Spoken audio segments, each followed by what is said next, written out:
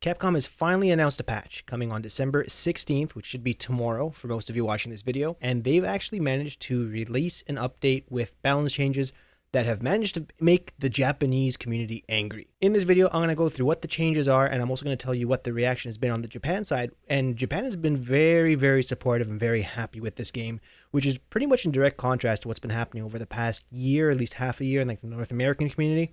So let's go right into these patch notes. I'm going to show you the biggest things. I'm not going to go through everything. So this patch is really just focusing on 3 characters, Mai, Elena, and Sagat. Everybody else here that you see that isn't grayed out are just some small bug fixes. And of these 3, the only character that got nerfed, actually got nerfed, is Mai. So yes, Capcom finally nerfed Mai. Basically, they're just removing the amount of drive chip she does to her opponents. So stuff like standing heavy punch into fan. The fans will do less drive chip, and if you're able to regular parry, not even perfect parry her fans, you'll actually gain drive meter as opposed to like losing drive meter, which is what has been up until now. But most importantly, here we go. The one thing that drives everybody crazy, they nerfed her forward throw, her throw loop in the corners. Now they completely changed it. So now it says the distance between characters after hitting the corner of the screen has been shortened. So her frames didn't change. Her frame advantage after throw hasn't changed, but the distance has changed. Now again, this is hard to show because the patch hasn't gone live yet, but I'm going to show you what I think it's going to turn into. Okay, so just to be thorough with everything, here's what Mai's throw loop in the corner currently looks like. She does this, she throws you, she does a forward dash, and she's left +3. And it not only is the +3 important, but also the spacing she's left at. This isn't actually point blank. If I make a little save state here and I walk forward, you can see I'm not actually like right beside the opponent. This is me point blank, and this is me a little bit far back. Now, the reason why this is strong is because if the opponent wakes up with an immediate throw here, this is 0 frame delay, this is an immediate throw, and Mai does a forward dash and holds back, she's in auto shimmy range. So she doesn't take risk for trying to walk back from that shimmy. Now, when they say that they're going to be adjusting this to make it closer to her opponent, what I think is going to happen is her forward dash after throw is going to become kind of like M. Bison's forward throw. So let me show you what it looks like if M. Bison tries to go for a forward throw into dash. So here, he does a forward throw, dash. Now, he's left at +2 here, which is kind of different than Mai's +3. But for all intents and purposes, I think this is going to be what Mai's forward dash is going to look like after throw. So let's play this recording, and I'm going to wake up with an immediate throw as Mai. See, I was able to throw Bison there. That's because Bison doesn't have enough space or backwalk speed to avoid this immediate wake-up throw. So I'm pretty sure this is what Mai is going to be after this patch. So if she wants to shimmy you, and you as the defender decide to wake up with an immediate throw, she's not going to be able to walk backwards out of that range and kind of avoid your throw. She has to kind of commit heavy, which means Mai's going to have to commit more to like meaty attacks on wake up, or she's going to have to do something like a back dash if she wants to catch your throw, or maybe even a neutral jump. Again, not exactly sure what the spacing is going to be until the patch goes live, but it's not a small change. The defender does gain 1 extra option on defense, which is wake up with immediate throw. And the Mai player has to think slightly harder than she would have otherwise before this patch change. She can't just like run her easy like forward dash throw after this. So I think it's a step in the right direction, and it will definitely make the character somewhat weaker, but I don't think it's like the huge nerf that everybody was kind of hoping for. So if you are hoping for big like game-changing nerfs to Mai and her overall like game plan mid-screen, that's not coming in this patch. What is coming though is what's coming up next. We're finally getting the one thing that I know everybody's been asking for, and that's buffs to Sagat. I couldn't even say that without laughing. So right now, I don't think Sagat is like a top tier character, but he's definitely not low tier either. We've seen some players like Blaz have really, really good results with him at tournaments, but they're actually buffing Sagat, and they are slightly buffing Elena as well. So with Sagat, they're buffing his Tiger Nexus. So the light and medium versions of Tiger Nexus are getting a forward movement increase. Because right now with Sagat, it's really, really hard to like pressure your opponent, even when they're blocking, with like your light Tiger Nexus. It just doesn't go far enough, just hard to use. So they're buffing that, and they're also buffing his crouching medium kick, which is already a really good move, but they're going to be buffing it. And they're buffing his crouching light kick too. Now those might seem like huge changes if you don't play Sagat, but let me show you why that's actually going to be really impactful for this character.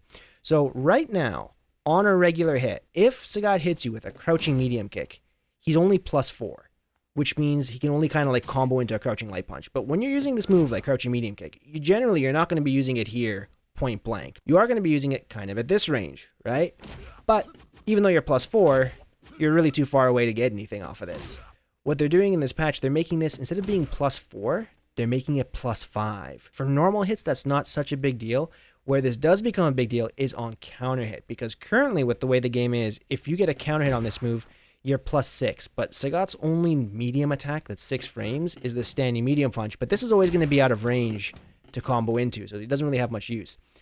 But because it's +5 on normal hit, that means this is going to become +7 on counter hit, and +7 means you can link into your crouching medium punch. So excuse me for a minute here, because again, the patch isn't live. I have to set this as a punish counter, and this is going to be +8 on punish counter, but just for the sake of this video, assume this was +7 instead. Now I can combo into crouching medium punch. Now I can get crouching medium punch into heavy DP. Now I can do crouching medium punch, DP, level 3 off a counter hit, and now I'm getting over like 3,000, 4,000 damage. 4,320. Again, because the patch isn't live, this is off of punish counter, so the actual damage of this combo might be a little bit lower when the patch goes live, but that's something Sagat's going to be able to do that he wasn't able to do before. Also, another thing they're changing that's going to be really big for this character is crouching light kick has less pushback on hit. The reason why this is a big deal is because currently, if you try to like chip your opponent with like a block string, so let me just set walking backwards here. We're going to go backwards. Let's make it 30 continuous frames. So I'm going to hit M. Bison with standing medium punch, and he walks backwards. This is going to take him out of my throw range. And if I try to catch him with a low after this, I can't do anything, because nothing I do will reach after they take that step back. So now when this patch goes live, what might happen is we get a situation like this after standing medium punch, where your standing light punch will connect. Last one they're going to give to him, which is really big. Back heavy punch is going to be a better anti right now. Right now it's kind of iffy on its timing, so you can trade a lot because the hitbox doesn't come out on like the second frame. It comes on like the third or something like that. First attack of back heavy punch is going to come out on the second frame as opposed to the third frame when the move becomes active. So his anti-air gets better. Then they also made some slight changes to Elena. It's nothing crazy. Again, it's just kind of like how her crouching light kicks and stuff like that works. It's going to be a little bit harder for you to walk back out of her light pressure. And then she gains some super meter after she does her level 1 juggle combo. But for the most part, she's pretty much the same. She just gets some small quality of life changes. That stuff is kind of important, but I think the biggest story of this whole patch is how much isn't changing. Essentially, like I said, other than 3 characters, these are all just like bug fixes. But with this patch, if you were hoping for a huge change, you're not getting it.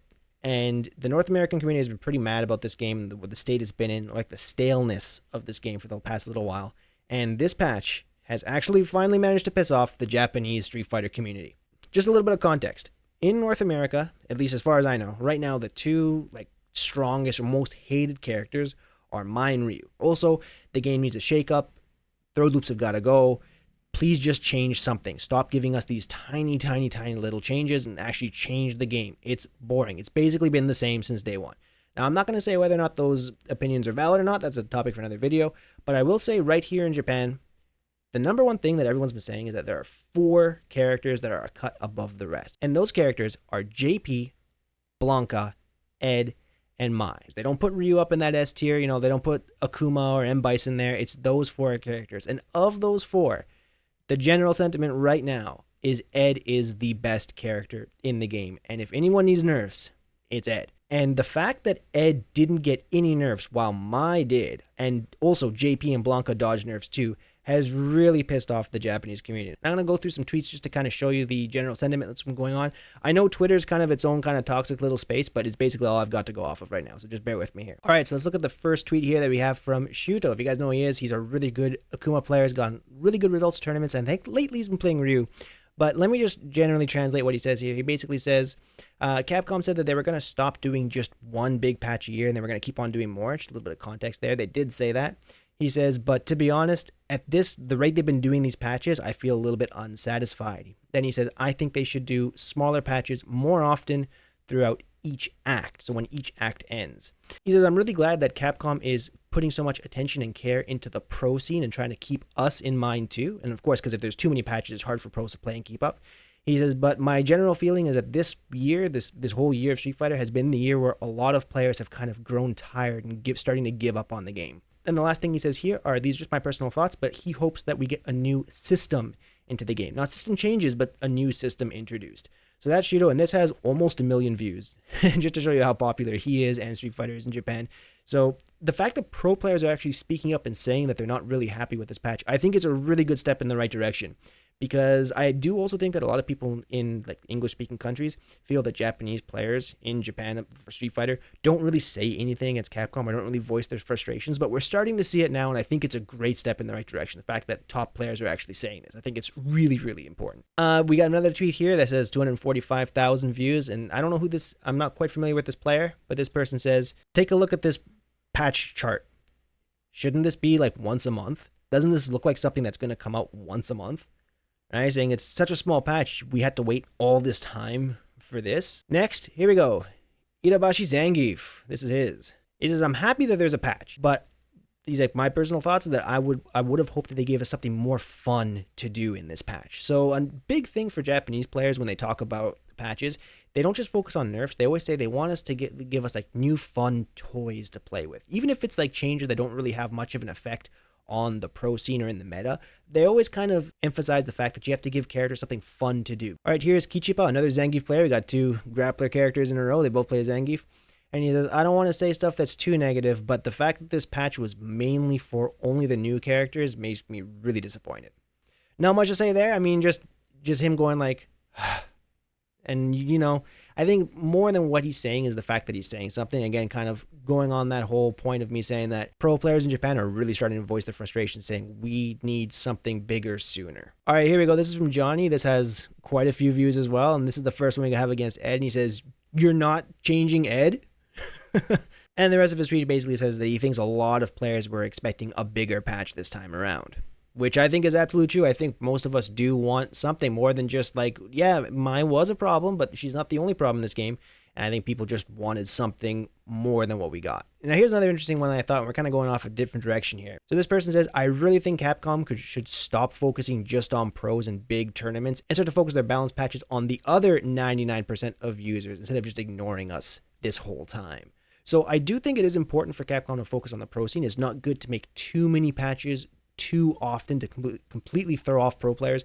But at the same time, I do think that the average user has been mainly ignored over these past, I don't want to say 2 years because the first year is kind of whatever, but definitely over this past year, I do feel like the average player has been ignored, and this person kind of feels the same. Piggybacking on that, I don't know who this player is, but this person says, "If you're not going to be able to do balance patches because there are big tournaments coming up, then I don't need tournaments." So just kind of venting their frustrations about the current state of the game and how Capcom is focusing so much on the Pro Tour schedule. And the last one I have here doesn't have a lot of views, but I thought it made a really good point, saying, "Oh yeah, a new patch came," or so I thought. Then I kind of just read it and went like, whatever, kind of thing. And he said, "I really think Capcom should put out a schedule about when they're going to be releasing patches and when they're going to be doing things." And he says, "In fact, I think they should have done that when Viper came out. Like, it's already too late."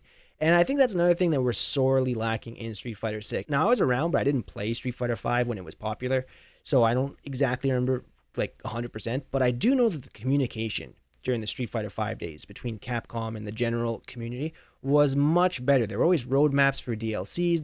We knew when we were getting balance patches. It would always come right after the Capcom Cup and everything like that. It was always like on clockwork. You could kind of guess when the next patch was coming because they communicated that. But with Street Fighter 6, no one knows what's happening. It's like, oh, December 16th patch. Oh, no, December 15th. Here are the patch notes, by the way, for like 3 characters. So I don't know what's been going on with the whole communication. I don't know what's happening at Capcom themselves to not be able to do this. And I don't know why there's been such a communication breakdown between Street Fighter 5 and Street Fighter 6. I don't know what happened internally. There's got to be a reason. I mean, that's the only thing that makes sense. It's not just because they just simply don't care. There must be something holding them back from being able to announce what the player base wants to hear. But overall, I don't know, man. This is not what people wanted to see. This doesn't get anybody excited. I like this game. I enjoy playing it. I have fun when I play. But just for me, like as a content creator, the comments I've seen, the amount of views on videos and everything, I've been definitely noticing like a large downward trend. And I think a large part of that is because of the lack of content, the lack of changes. The game is just feeling stale for a lot of players. So I think this patch is definitely going to send a message to Capcom that the community everywhere, not just North America, not just Japan, but everywhere, is really not happy.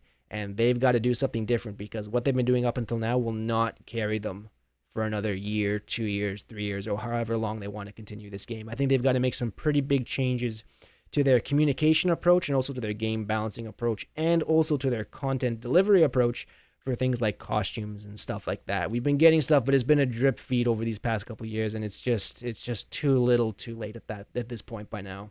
So yeah, the patch will come out tomorrow. I'm going to make a video going over the changes once they're live. But as always, what do you guys think? Are you disappointed with this patch? I think I know the answer, but is this the patch that's going to get you to come back to the game? Are you super stoked that Sagat's going to be slightly better than he was already? Or are the Mai slight nerfs enough to get you back? Or if not, what do you want to see from Capcom before you're willing to come back and put time into this game? Is it throw loops? What could it be? Let me know. I'd love to hear. But anyways, guys, thank you for watching, and I hope to see you again tomorrow when the patch actually goes live. Take it easy, everybody. Peace.